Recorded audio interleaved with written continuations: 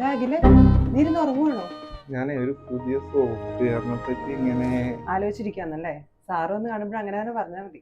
എന്താണെന്നറിയില്ലടോ, രാത്രി കിടന്നു കഴിയുമ്പോഴേക്കും ഭയങ്കര ഉരുണ്ടുകയറ്റവും വായിൽ പുളിപ്പരസും, പിന്നെ ആണെങ്കിൽ രാവിലെ ആണെങ്കിൽ ഭയങ്കരമായിട്ട് നെഞ്ചരിച്ച് കാണും.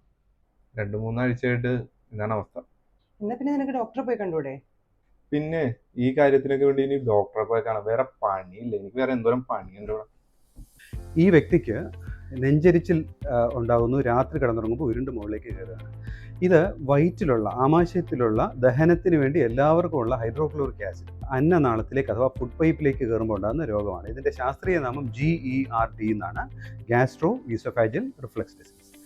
ഇത് രാത്രി കിടക്കുമ്പോഴാണ് ആളിത് മുകളിലേക്ക് കയറി വരുന്നതായിട്ട് പറഞ്ഞെങ്കിലും പകൽ സമയവും രോഗിക്ക് ഒരുപാട് ബുദ്ധിമുട്ടുകളുണ്ടാകുന്നുണ്ട്. കാരണം രാത്രി ആസിഡ് അന്നനാളത്തിൽ കയറി അവിടെ വ്രണങ്ങൾ ഉണ്ടാക്കുന്നു, അൾസേഴ്സ് ഉണ്ടാക്കുന്നു. അത് കാരണം നെഞ്ചരിച്ചിലുണ്ടാകുന്നു. അപൂർവം ചില ആളുകൾക്ക് ഇത് കാരണം ആഹാരം ഇറക്കുമ്പോൾ ഒരു വേദന വരാം. ചില ആളുകൾ ഈവൻ അന്നനാളം ചുരുങ്ങിപ്പോയിട്ട് ആഹാരം വിഴുങ്ങാനുള്ള ഒരു ബുദ്ധിമുട്ട് വരികയും ചെയ്യാം. പൊതുവേ ആളുകളുടെ ക്വാളിറ്റി ഓഫ് ലൈഫ് ഇതുകൊണ്ട് ഒരുപാട് കുറയും. രാത്രി കാലങ്ങളിലാണ് ആസിഡ് മുകളിലേക്ക് കയറുന്നതെങ്കിൽ പോലും പകൽ സമയവും വല്ലാത്ത ക്ഷീണവും അസ്വസ്ഥതയൊക്കെ അനുഭവപ്പെടാം. ഇനിയും ദീർഘനാൾ വർഷങ്ങളോളം ഇത് ചികിത്സിക്കാതിരിക്കുകയാണെങ്കിൽ അന്നനാളത്തിലെ ക്യാൻസറിനും ഇതേ GERD എന്ന രോഗം കാരണമാകുന്നു.